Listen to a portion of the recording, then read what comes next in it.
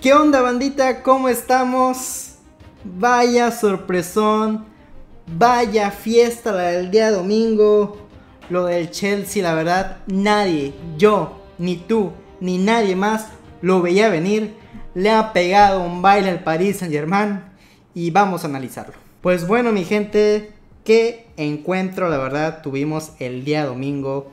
Un Chelsea que salió con una táctica imposible de adivinar por parte del Paris Saint-Germain. Un Luis Enrique que la verdad para mí es el mejor técnico de la temporada de lejos, pero esta vez se enfrentó a un Enzo Maresca que le puso un baile táctico. Un baile táctico totalmente. Nunca supo en el primer tiempo, ni siquiera en el segundo tiempo, cómo descifrar a este Chelsea que de verdad aparece siempre en los momentos importantes.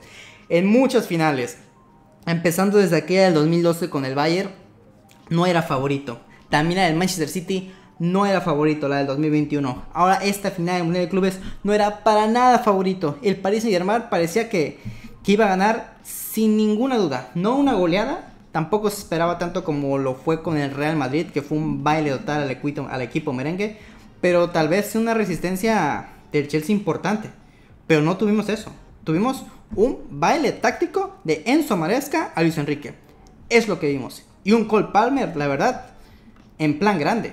En plan grande, Cole Palmer. Un Cole Palmer brillante. 2 goles, una asistencia. Sensacional lo de Cole Palmer.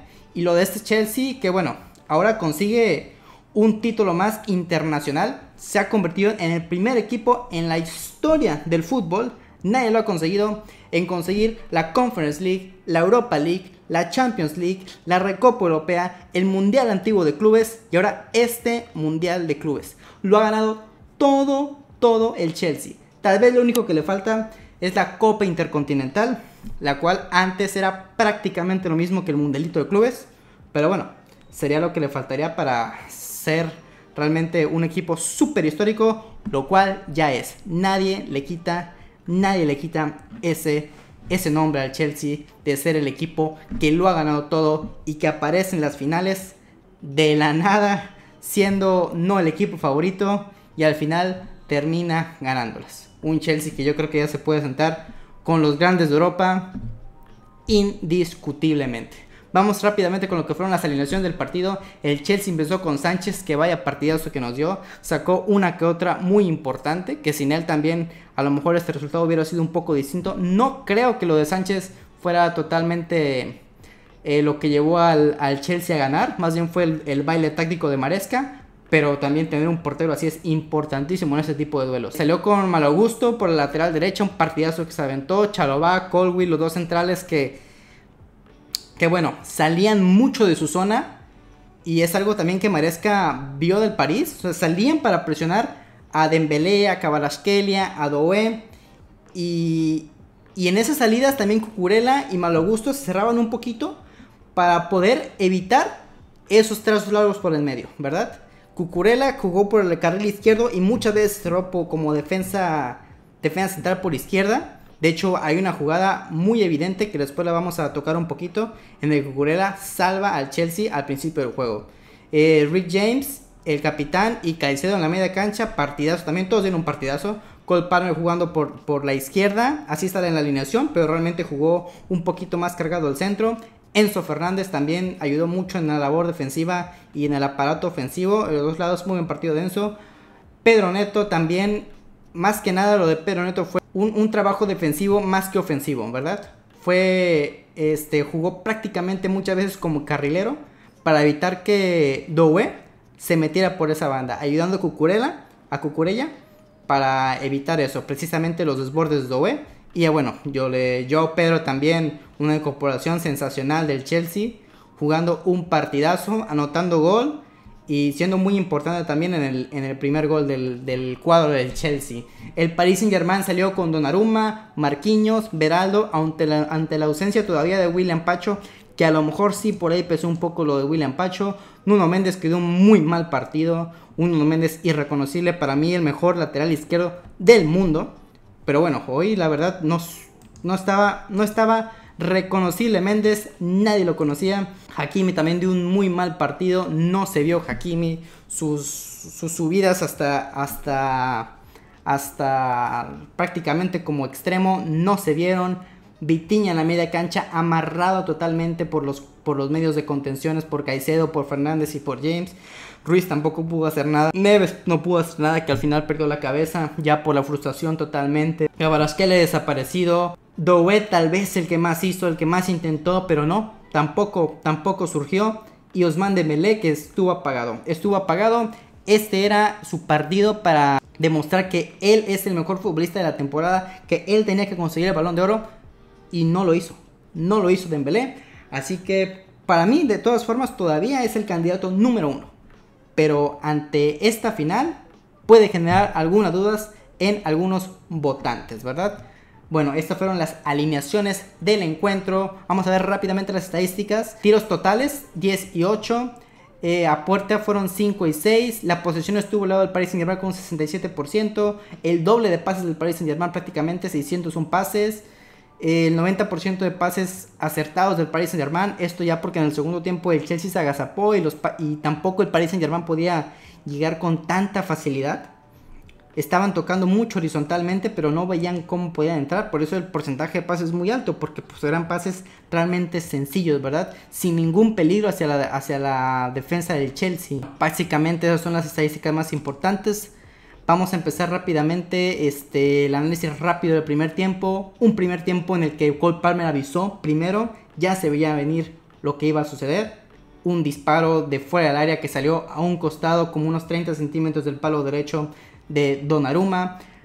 Después una jugada del París, un Chelsea que empezó muy bien, después un París que se empezó a sentar en el campo y parecía que ya había pasado, que el París iba a tomar el dominio del juego, y más después de una jugada en la que Vicha Kvaratskhelia, me parece, da un pase sensacional por abajo, de lado a lado, que le cae a Doué, y Doué yo creo que hace lo correcto. O sea, pudo haber tirado, está bien el disparo, pero el haber dado el pase hacia atrás y dejar solo a Dembélé, no recuerdo quién estaba ahí en esa zona, yo creo que era lo mejor. Pero ahí Cucurella se avivó. Cucurella realmente, en lugar de barrerse ante un posible disparo, si lo hubiera hecho, se acababa. Era el pase retrasado y prácticamente Dembélé tenía que empujarla nada más, pero no sucedió. Cucurella aguantó, adivinó y salvó al Chelsea de la jugada más clara del Paris Saint-Germain al momento, y la que fue la más clara del partido, y yo creo que la que terminó marcando el resto del encuentro, porque después apareció la táctica del Chelsea.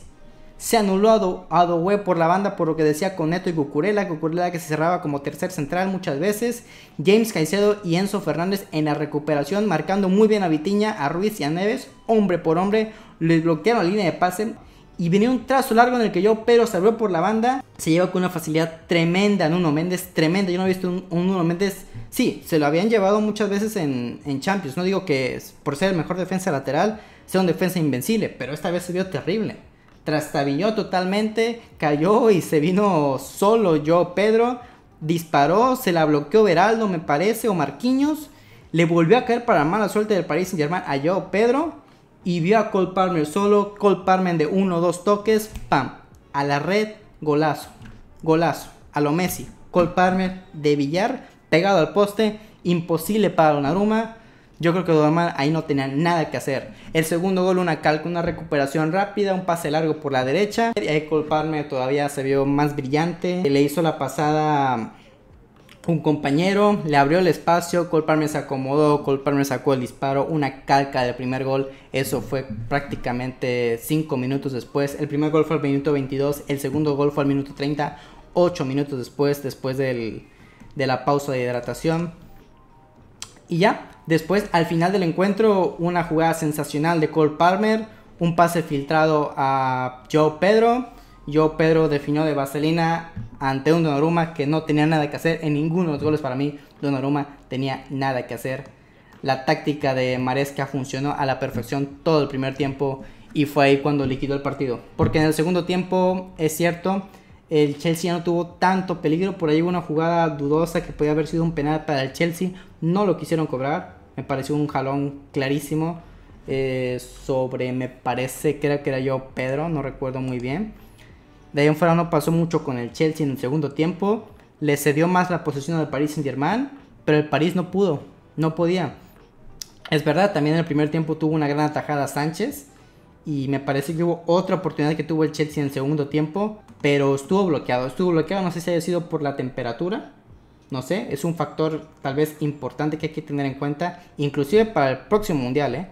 Tal vez nos podemos dar cuenta que en este mundial, un 3-0 en el primer tiempo, jugando a la 1 de la tarde, con ese solazo, a lo mejor la reacción del equipo rival tenga mucho que ver y es un factor muy importante de que los partidos se puedan ganar en el primer tiempo en la siguiente Copa del Mundo. Esto pasó en esta final, puede ser un ejemplo, un dato que hay que tomar en cuenta. No reaccionó el Paris Saint-Germain, no lo pudo hacer, al final perdió la cabeza Neves, Cucurella muy vivo, le hace un empujoncito, para nada es falta, es un contacto normal del juego y va a alejar el pelo y pues bueno.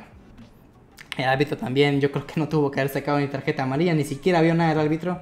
Le llaman al VAR y sí, era roja totalmente, es una agresión, tal vez no es un codazo, no es un golpe fuerte, pero al final de cuentas en el reglamento está como una agresión que no tiene nada que ver con el juego y se fue expulsado Neves y realmente inclusive antes de eso ya el París ya estaba muerto, nunca cayó ese gol que le diera vida al Paris Saint-Germain. Así quedó el partido. El Chelsea es el primer campeón de este nuevo Super Mundial de Clubes, de este gran formato Gianni Infantino, un Mundial de Clubes que la verdad sorprendió. Yo no estaba de acuerdo, la verdad, pero tiene muchas cosas a favor este Mundial de Clubes. También tiene sus cositas en contra, por ejemplo, la hora en la que se juegan los partidos, que siempre para mí eso es algo muy en contra. Siempre para mí va a ganar un equipo europeo.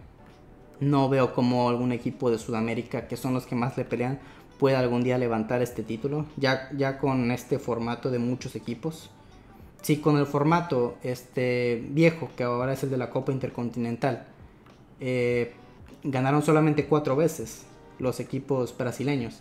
La última fue en el 2012, que le ganó el Corinthians, me parece, al Chelsea con un gol de Falcao. Ahora ya creo que va a ser más difícil porque va a haber muchos más equipos europeos. Yo esperaba mínimo unas semifinales europeas. Sí sorprendió que el Fluminense estuviera en semifinales. Eso fue algo bueno para el torneo, la verdad. Pero bueno, al final yo creo que los europeos siempre van a ganar. Pero aún así es un formato que me agrada. También hay aspectos positivos que, bueno, hay maravillosas historias. Lo del París con Messi que vimos. Lo de París con Mbappé también que vimos. Lo de equipos como el Mamelodi que vinieron de Sudáfrica, que vinieron a alegrar el torneo. Lo del Monterrey que peleó con el Borussia Dortmund. Los fracasos de los equipos argentinos también, que seguramente en la siguiente edición van a buscar pelear por más. También hay aspectos positivos que hay que destacar de este Mundial de Clubes. Otra cosa que quería mencionar es esto del Mundial de Clubes cada 4 años. A mí me gustaría que se jugara cada año, pero creo que es imposible, porque existe las Copas Oro, las Copas América, las Eurocopas, los torneos internacionales, es imposible. En un mundo de ensueño que fueran 14 equipos por liga, se acaban los torneos en abril, en abril, en marzo, abril, y después ya tienes chance para tu competencia continental, y después tienes chance para el Mundial de Clubes.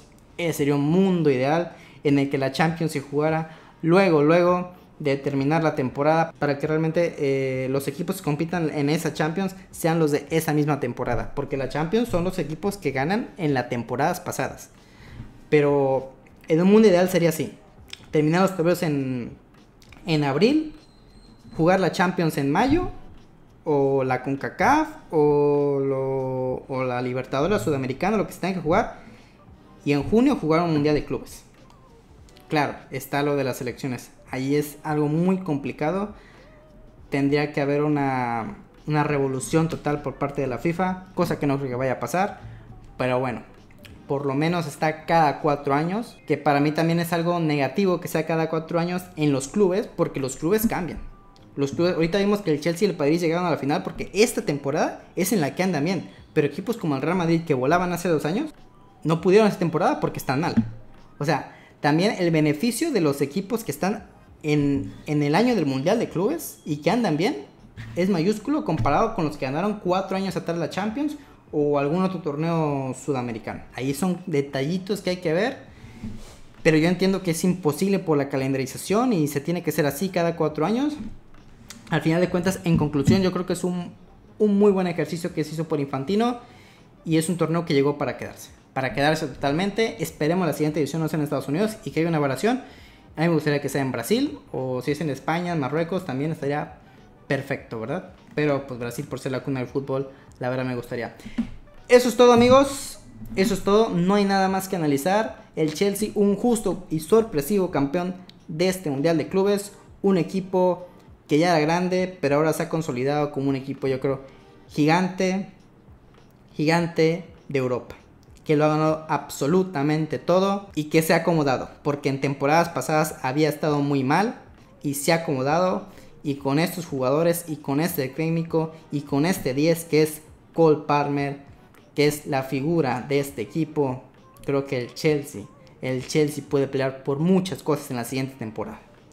Y lo del París, ni modo, se perdió el último encuentro, se perdió la final, pero eso no quita la estupenda temporada de este Paris Saint-Germain, de haber sacado también esa espinita de la Champions, y aún así van por el sextete, tienen que ir por la Supercopa de Francia, la Supercopa de Europa y la Copa Intercontinental, que es en diciembre. Vamos a ver si lo logra, vamos a ver si se convierte en el cuarto equipo en lograrlo. El Barça lo ha hecho 2 veces, el Bayern lo ha hecho 1 vez, y ahora puede ser el Paris Saint-Germain el cuarto equipo en lograr un sextete en la historia del fútbol. Bandita, es todo por este video. Nos vemos en el siguiente.